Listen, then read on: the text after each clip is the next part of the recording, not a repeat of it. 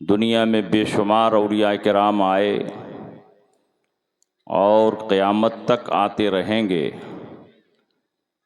लेकिन सरकार गौसे पाक जैसा वली, गौस और कुतुब न आया है और न ही ज़ुहूर इमाम मेहदी तक कोई आ सकता है। बेशक।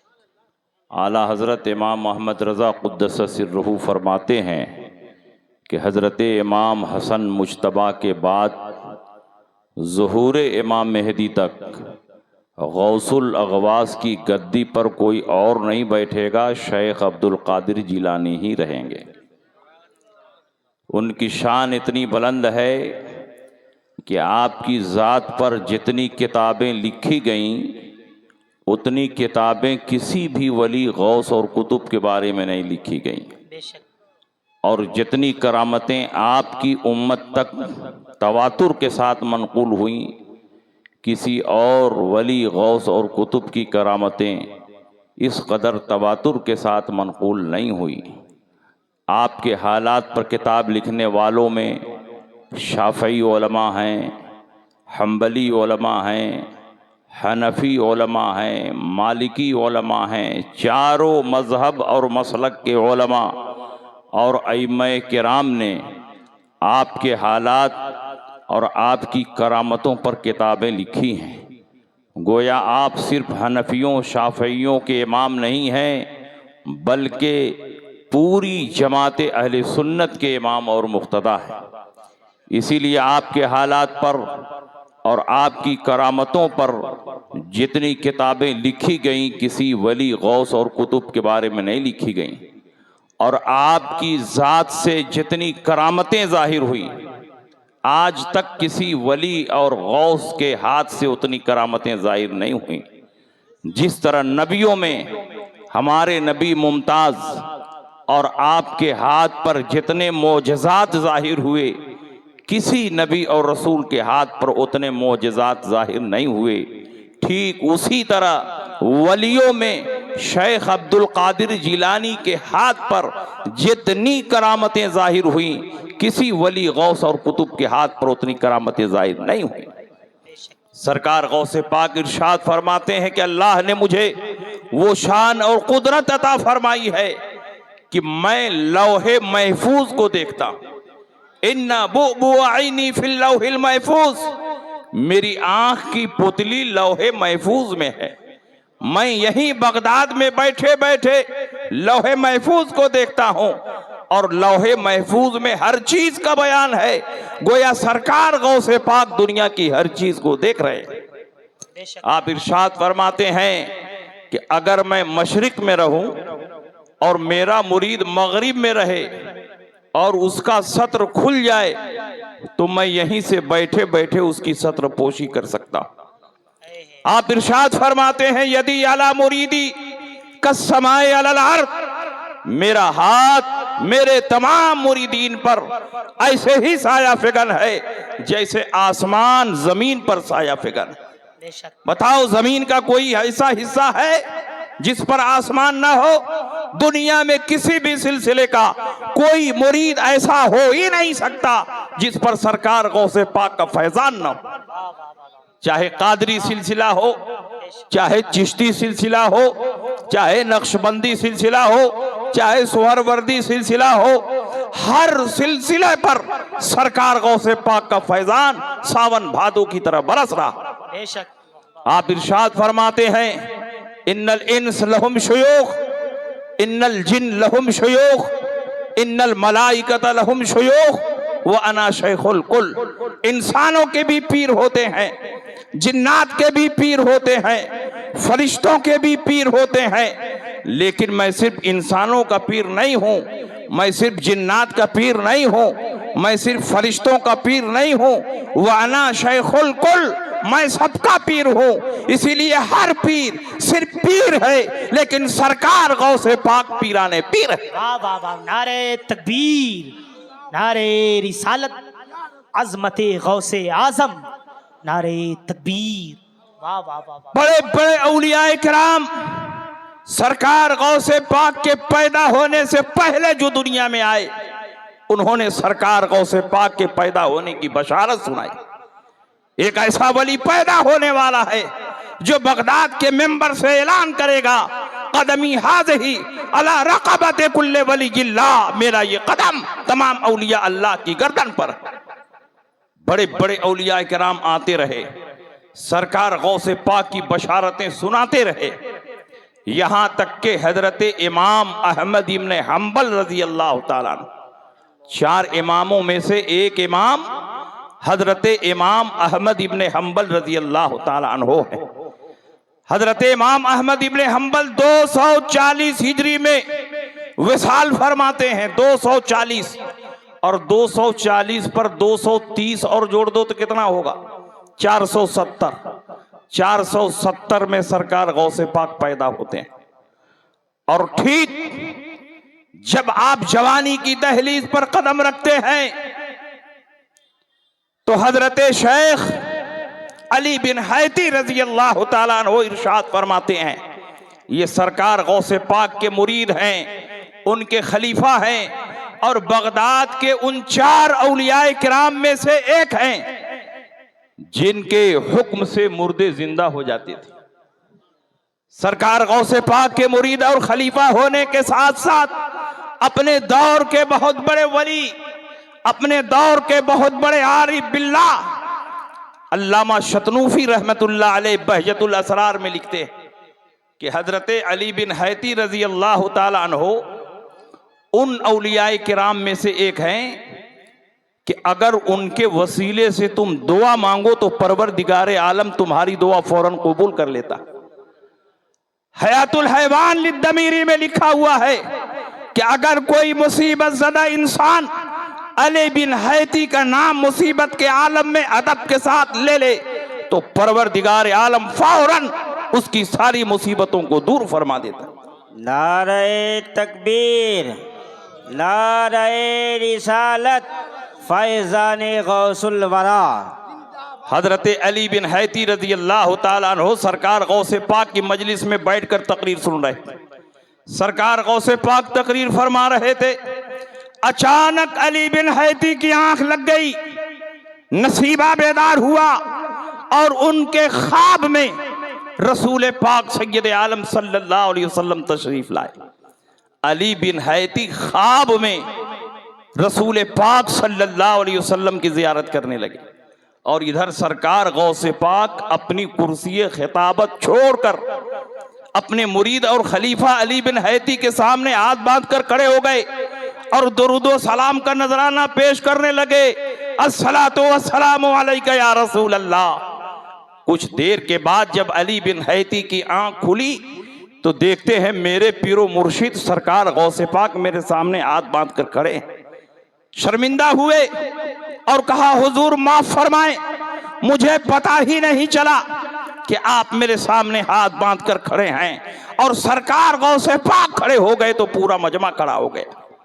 अली बिन हैती फरमाते हैं कि मेरे ख्वाब में रसूल पाक सल्लल्लाहु अलैहि वसल्लम तशरीफ लाए थे। मैं ख्वाब में सरकार की जियारत कर रहा था, इसीलिए मुझे पता न चला कि मेरे पीरो मुर्शिद मेरे सामने खड़े हैं। सरकार गौसे पाक फरमाते हैं, अली बिन हैती, मुझको बताने की जरूरत नहीं है कि सरकार तेरे ख्वाब में तशरीफ लाए। तूने सरकार को ख्वाब में देखा और मैंने बेदारी में सरकार को तेरे पास जाते हुए देखा, इसीलिए जैसे ही मैंने सरकार को देखा फौरन मैं अपनी कुर्सी से नीचे उतर आया और जब तक सरकार गौसे पाक तेरे ख्वाब में तशरीफ फरमा रहे मैं दुरूद व सलाम का नजराना पेश करता। सुभान अल्लाह, सुभान अल्लाह। इसी से अंदाजा लगाए कि एक बुजुर्ग उसी वक्त में सरकार को ख्वाब में देख रहे हैं और दूसरे बुजुर्ग उसी वक्त में सरकार को बेदारी में देख रहे हैं। इसका मतलब कि अगर कोई सरकार दो आलम सल्लल्लाहु अलैहि वसल्लम को ख्वाब में देखे तो वो महज ख्वाब नहीं बल्कि 100% हकीकत है, क्योंकि अल्लाह के नबी ने इरशाद फरमाया, मन रानी फिल मनाम फकद रानी फइन्न शैतान ला यतमस्सलु भी। जिसने मुझको ख्वाब में देखा उसने हकीकतन मुझे को देखा, क्योंकि शैतान को भी ये पावर और इख्तियार नहीं कि नबी की शक्ल सूरत इख्तियार कर ले। वही अली बिन हैती फरमाते हैं, कि सरकार गौसे पाक ने मुझसे फरमाया कि अली बिन हैती चलो बगदाद के कब्रिस्तान में और कब्रों की जियारत को चलते हैं।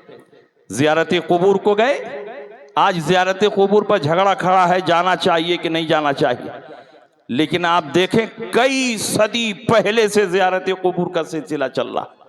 खुद अल्लाह के नबी ने अपनी वालिदा मोहतरमा की कब्र पर हाजिरी दी। अल्लाह के नबी ने शोहदाए उहुद की कब्रों पर हाजिरी दी। सहाबा ने नबी की कब्र पर हाजिरी दी।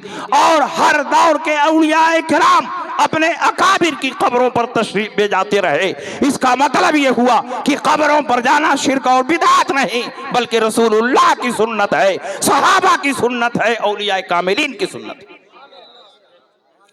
हजरत अली बिन हैती फरमाते हैं कि सरकार गौसे पाक के साथ मैं भी गया। सरकार गौसे पाक ने मुख्तलिफ कब्रों पर हाजिरी दी और फातिहा पढ़ी। और सबसे आखिर में हजरत इमाम अहमद इब्न हम्बल की कब्र पर हाजिर हुई। बगदाद जब आप जाएंगे तो बगदाद में इमाम आज़म अबू हनीफा की भी कब्र है और इमाम अहमद इब्न हम्बल की भी कब्र है।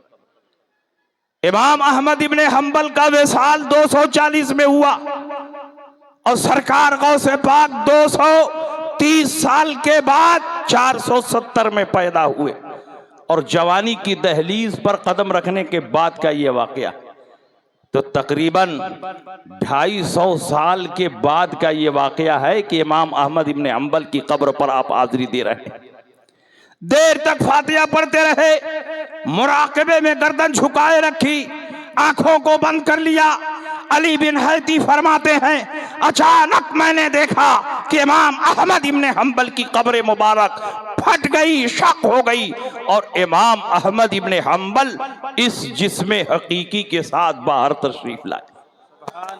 शेख अब्दुल कादिर जिलानी को अपने सीने से लगा लिया और इरशाद फरमाया या अब्दुल कादिर इन्नी अफ्तकिरु इलैका फी इल्मी शरीयत व तरीक़त वल हाल।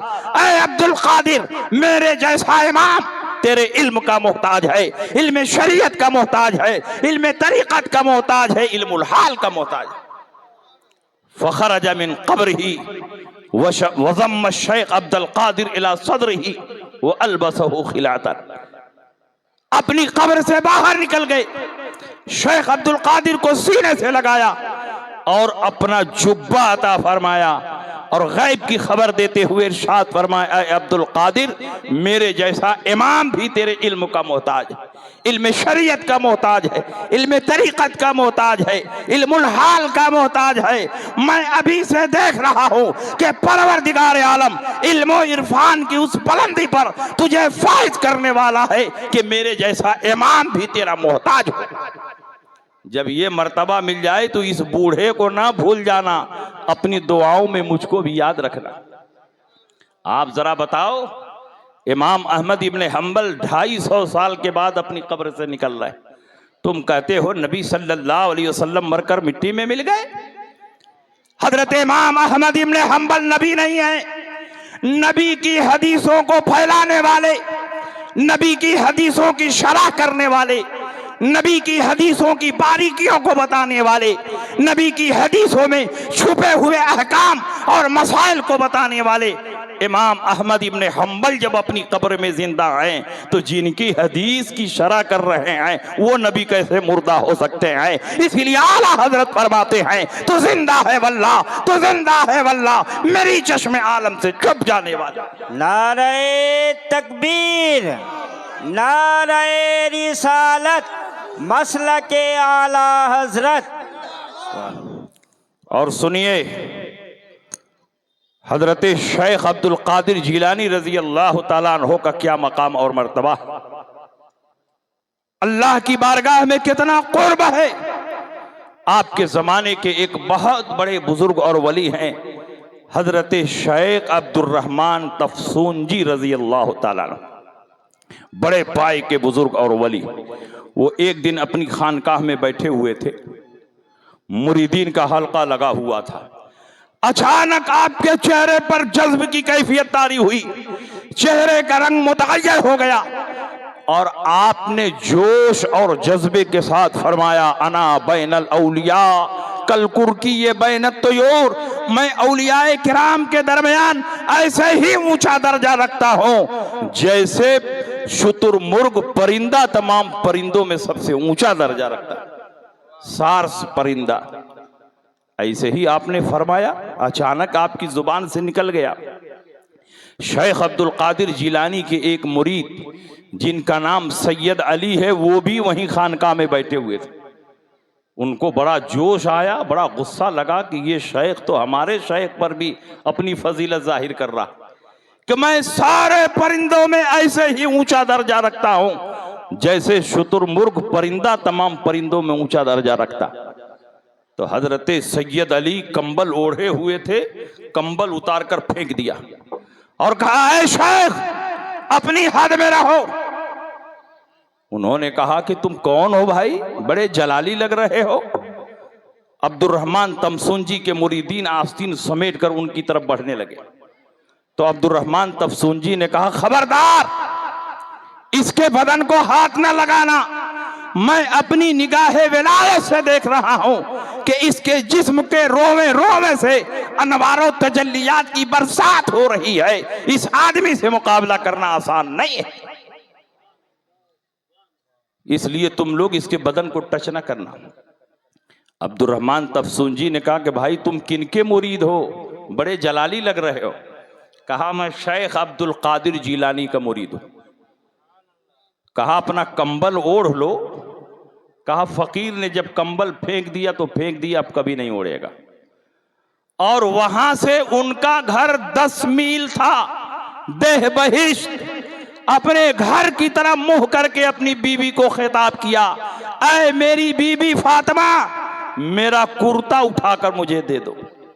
उनकी बीवी ने उनकी आवाज को सुन भी लिया, उनका कुर्ता उठाकर दे दिया। तो उन्होंने कहा कि तुम किनके मुरीद हो? कहा, शेख अब्दुल कादिर जिलानी का मुरीद हूं। कहा, मैं तो शेख अब्दुल कादिर जिलानी को नहीं जानता, ये कौन बुजुर्ग हैं? कहा, बगदाद में रहते हैं। कहा, इनको कब विलायत दी गई? ये रब की बारगाह में कब हाजिरी देते हैं? मैं तो मुसलसल रब की बारगाह में हाजिरी देता हूं, और रब की बारगाह में जाते आते बेशुमार औलियाए किराम से मेरी मुलाकात होती है, लेकिन कभी शेख अब्दुल कादिर जिलानी से मेरी मुलाकात नहीं हुई। वो कब जाते हैं, किस रास्ते से जाते हैं? उन्होंने कहा कि मुझे ये नहीं मालूम, लेकिन उनका मुरीद बनने के बाद ही मैं इतना फुल पावर हुआ। शेख अब्दुर्रहमान तफसूंजी ने अपने 2 मुरीदीन को तैयार किया, उन्हें तोहफा तहाइफ दिया और कहा कि तुम लोग बगदाद चले जाओ, शेख अब्दुल कादिर जिलानी से मुलाकात करो, और जब मुलाकात हो जाए तो मेरा सलाम पेश करना और ये तोहफा पेश करना, और मेरी तरफ से पूछना, हुजूर आपको परवरदिगारे आलम ने कब विलायत अता फरमाई? आपकी विलायत का दर्जा कब ऊंचा किया गया? आप बारगाहे खुदावंदी में कब हाजिरी देते हैं? मेरे शेख तो बराबर जाते हैं, जाते आते बेशुमार औलियाए किराम से मुलाकात होती है, लेकिन आपसे मुलाकात नहीं होती। इधर अपने 2 मुरीदीन को बगदाद भेजते हैं और उधर बगदाद में शेख अब्दुल कादिर जिलानी को खबर हो जाती। आज लोग कहते हैं तुम यहां सलाम पेश कर रहे हो, हुजूर को मदीने में खबर होगी। नबी पर ईमान रखने वाले औलियाए किराम को अल्लाह ने यह ताकत और कुदरत अता फरमाई है कि वो बगदाद में बैठे हैं और वहीं से देख रहे हैं, सुन रहे हैं कि अब्दुर्रहमान तफसूंजी अपने 2 मुरीदीन को मेरे पास भेज रहे हैं। शेख अब्दुल कादिर जिलानी ने अपने 2 मुरीदीन को तैयार किया कि तुम लोग ये तोहफा तहाइफ लो और फला रास्ते पर जाओ, और फला मकाम पर अब्दुर्रहमान तफसूंजी के 2 मुरीद मिलेंगे जो मेरी ही तरफ आ रहे हैं, उनको मेरे तरफ मत आने देना, उनका हाथ पकड़ो और उनके शेख के पास जाओ, मेरा सलाम कहना, मेरा तोहफा पेश करना और कहना, ऐ अब्दुर्रहमान तफसूंजी, आपको क्या खबर कि शेख अब्दुल कादिर जिलानी को अल्लाह ने कब विलायत अता फरमाई? शेख अब्दुल कादिर जिलानी की विलायत का दर्जा कब ऊंचा किया गया? शेख अब्दुल कादिर जिलानी बारगाह खुदावंदी में कब जाते हैं? आपको क्या खबर? रब की बारगाह में जाने के बहुत से रास्ते हैं। आम औलिया किराम का रास्ता अलग है, तुम तो आम औलिया किराम के रास्ते से जाते हो। खास औलिया किराम का रास्ता अलग है, खस्सुल खास का रास्ता अलग है, और राजदारों का रास्ता अलग है। वाना अदखुलु मिन बाबि सिर्र व अखरुजु मिनहु, मैं राजदारों के दरवाजे से दाखिल होता हूँ और उसी दरवाजे से बाहर हो जाता हूँ। उस दरवाजे से किसी और को जाने की इजाजत नहीं है, इसीलिए तुमसे मुलाकात नहीं होती है। फला महीने की फला तारीख को मेरे जरिए अल्लाह ने तुझे विलायत अता फरमाई, फला महीने की फला तारीख को तेरी विलायत का दर्जा ऊंचा किया गया, फला महीने की फला तारीख को तुझे रब की बारगाह से एक खिलात अता की गई जिसका नक्श सूरह अखलास का नक्श था। फला महीने में ये वाकया पेश आया, फला महीने में ये वाकया पेश आया। जब ये सारी चीज़ें शेख अब्दुल कादिर जिलानी के मुरीदीन ने अब्दुर्रहमान तफसूंजी को सुनाया तो शेख अब्दुर्रहमान तफसूंजी ने कहा, शेख अब्दुल कादिर जिलानी ने जो दिन वक्त और तारीख बताई है वो बिल्कुल सही है। उसी महीने की उस तारीख को मुझे विलायत दी गई, मेरा दर्जा ऊंचा किया गया और मुझे खिलाते करामत से नवाजा गया, और वाकई मेरा नक्श सूरह अखलास का नक्श था।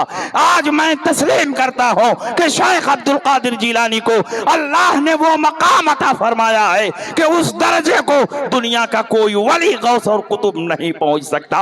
इसीलिए आला हजरत फरमाते हैं, सर भला क्या कोई जाने के है कैसा तेरा, औलिया मलते हैं आंखें वो है तलवा तेरा। सुभान अल्लाह, सुभान अल्लाह। ये है शेख अब्दुल कादिर जिलानी रजी अल्लाह ताला अन्हु का मकाम और मर्तबा। हजरत शेख अब्दुल कादिर जिलानी रजी अल्लाह ताला अन्हु के बेशुमार फजाइल और मनाकिब है, और आपकी जात से इतने तसर्रुफात और इतनी करामतें जाहिर हुई कि आज तक किसी वली और गौस और कुतुब के हाथ से उतनी करामतें जाहिर नहीं हुई। हजरत शेख अब्दुल कादिर जिलानी रजी अल्लाह ताला अन्हु के एक मुरीद और खलीफा हैं, उनका नाम है हजरत शेख अबुल माली। क्या नाम है? हजरत शेख अबुल माली। जब सरकार गौसे पाक तकरीर फरमाते तो पहली लाइन में उनके तमाम खुलफा बैठते थे और बहुत गौर से तकरीर सुनते थे। आपकी तरह उनका मामला नहीं था कि उठक बैठक आना जाना। सरकार गौसे पाक तकरीर फरमाते तो आपके यहाँ 2-4 हजार का मजमा नहीं, 60-60 हजार और 70-70 हजार का मजमा होता था। और उस दौर में माइक के जरिए तकरीर नहीं होती थी क्योंकि माइक की ईजाद अभी नहीं हुई थी।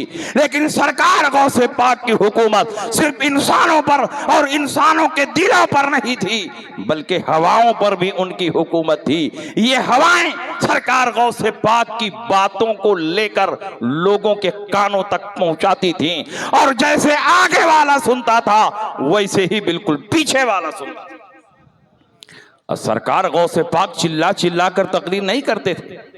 जैसे आदमी मजलिस में धीरे धीरे बोलता है वैसे सरकार गौसे पाक बोलते थे, लेकिन एक एक लफ्ज तमाम सामीन के कानों तक पहुंचता था और हवाएं पहुंचाती थी। हजरत शेख अबुल माली सामने बैठ करके तकरीर सुन रहे हैं और अचानक उनके पेट में मरोड़ और दर्द हुआ और उनको क़ज़ाए हाजत की ज़रूरत महसूस हुई, लेटरिन की ज़रूरत महसूस हुई। अब बेचारे बहुत परेशान कि क्या करें, बार बार पहलू बदल रहे हैं। सोचते हैं अगर उठ करके चला जाता हूं तो मजलिस की बेअदबी हो जाएगी और सरकार गौसे पाक जो कीमती बातें सुना रहे हैं उन बातों से भी मैं महरूम हो जाऊंगा, और अगर नहीं जाता हूं तो मेरे पेट में बड़ा मरोड़ है और दर्द है, कैसे मैं अपने मरोड़ को काबू में रखूं। पहलू बदल रहे और सरकार गौसे पाक से उनकी कैफियत छुपी नहीं रही। सरकार गौसे पाक अपने मेंबर से एक सीढ़ी नीचे कदम रखते हैं और अपना रुमाल उनके सर पर डाल देते हैं। सरकार गौसे पाक ने जैसे ही रुमाल अबुल माली के सर पर डाला तो हजरत अबुल माली देखते हैं कि सरकार गौसे पाक की महफिल में मैं नहीं हूं बल्कि एक जंगल में पहुंच गया। एक तरफ दरिया बह रहा है, एक तरफ जंगल हैं, पेड़ पौधे हैं। हजरत शेख अबुल माली ने कहा कि अरे ये क्या हो गया, मैं ख्वाब देख रहा हूं कि क्या हो रहा। मैं तो सरकार गौसे पाक की महफिल में था, सरकार गौसे पाक ने रूमाल डाला तो एक लम्हे में मैं जंगल में पहुंच गया। फिर सोचते हैं कि चलो जंगल में जब पहुंच ही गया हूं तो बहुत तेज लेटरिंग लगी है, मैं कज़ाए हाजत कर लूं। लिहाजा एक किनारे चले गए, कज़ाए हाजत करने लगे। वहां से उठे, दरिया के किनारे पहुंचे, तहारत हासिल की। और जब कज़ाए हाजत के लिए जा रहे थे तो अपने बक्से की चाबी एक पेड़ की टहनी पर लटका दिया। कज़ाए हाजत के बाद दरिया किनारे गए, वजू किया और सोचा 2 रकात तहियतुल वजू पढ़ो कि अचानक रुमाल सरक गया। रुमाल का सरकना था कि फिर देखते हैं सरकार गौसे पाक की महफिल में बिल्कुल सामने बैठा। और खास बात यह है कि सरकार गौसे पाक जो लफ्ज अदा फरमा रहे थे रुमाल डालते वक्त, अभी वही लफ्ज अदा हो रहा। एक लफ्ज भी मिस नहीं हुआ है, एक लफ्ज भी छूटा नहीं है। गोया सरकार गौसे पाक ने वक्त की रफ्तार को अपने हाथों में कैच कर लिया है, इसलिए कि ये जमाना, ये साल, ये महीना, ये दिन उस वक्त तक गुजरता नहीं है जब तक सरकार गौसे पाक की बारगाह में आकर इजाजत न ले। सरकार गौसे पाक कसीदे गौसिया में फरमाते हैं, वमा मिनहा शहूरुन औ दुहूरुन तमुर्रु वतन कज़ी इल्ला अताली व तुखबिरुनी बिमा याती व यजरी व तुअलिमुनी फअक्सिर अन जिदाली। ये महीने और साल उस वक्त तक गुजरते नहीं जब तक मेरी बारगाह में आकर इजाजत न ले लें, और जब मेरे मकाम और मर्तबे का यह आलम है, मेरी कुदरत और ताकत का यह आलम है, तो ऐ मेरी मुखालफत करने वालों, ऐ मेरे दुश्मनों, जिसके हाथ में अल्लाह ने वक्त की रफ्तार को रख दिया हो उससे मुकाबला करना आसान नहीं है। ये हाल है सरकार गौसे पाक का। इधर हजरत शेख अबुल माली दिल ही दिल में परेशान है कि मैं ख्वाब देख रहा हूं कि हकीकत है। पेट को टो करके देख रहे हैं तो न कहीं दर्द है, न कहीं मरोड़ है, न कज़ाए हाजत की जरूरत है। फिर उसके बाद जब मजलिस खत्म हुई, घर गए, बक्सा खोलने के लिए चाबी खोजते हैं तो चाबी है ही नहीं है, चाबी गायब।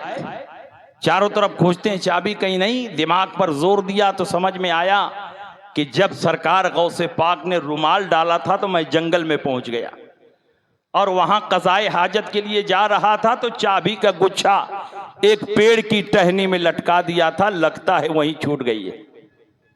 मैं कहता हूं छूटी नहीं है, सरकार गौसे पाक ने जानबूझकर छोड़वा दिया ताकि शेख अबुल माली ये समझे कि ये वाकया ख्वाब का नहीं बल्कि बेदारी का वाकया। 1 हफ्ते के बाद उनको सफर में जाना था। सरकार गौसे पाक की बारगाह में आए, इजाजत लेकर सफर में निकल गए। 14 दिन मुसलसल चलते रहे, चलते रहे, चलते रहे। 14 दिन चलने के बाद उसी मकाम पर पहुंचे। देखते हैं कि वही जंगल है, वही झाड़ी है, वही दरिया है।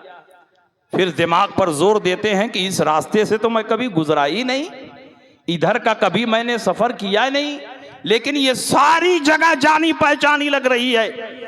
फिर याद आया कि सरकार गौसे पाक ने मेरे सर पर रुमाल डाला था तो मैं इसी जंगल में पहुंचा था। जब ये याद आया तो चाबी भी याद आई। कहा देखें हमारी चाबी है कि नहीं, तो पेड़ पर जाकर देखते हैं तो चाबी का गुच्छा लटक रहा। चाबी उठाई, जेब में डाल लिया, सफर पर निकल गए। 6 महीने के बाद वापिस आए। बगदाद में अपने घर पे सामान वगैरह रखने के बाद भागते हुए सरकार गौसे पाक के मकान पर पहुंचे और दिल में इरादा है कि जाते ही पूछूंगा कि हुजूर ये क्या मामला है, जहां आपने 1 सेकंड में पहुंचा दिया वहां मैं 14 दिन के बाद पहुंचा, आखिर ये क्या मामला है। कुछ तो मुझे बताएं। लेकिन सरकार गौसे पाक की दहलीज पर जैसे ही कदम रखा, सरकार गौसे पाक ने फरमाया, अबुल माली खबरदार, जो पूछना चाहते हो मेरी जिंदगी में ना पूछो, मेरे विसाल के बाद तुम चाहो तो इस राज को जाहिर कर सकते हो। मैं आपसे पूछना चाहता हूं, सरकार गौसे पाक नबी नहीं है, वली है। जब अल्लाह ने वलियों को यह ताकत और कुदरत अता फरमाई है, जब चाहें जिस मुरीद को चाहें एक लम्हे में सैकड़ों मील दूर पहुंचा सकते हैं, तो रसूल पाक को भी ये ताकत और कुदरत हासिल है। जब चाहें कब्र अतहर से आपके जलसे पाक में हाजिर हो जाए। इसलिए अल्लाहु अकबर या रसूल अल्लाह।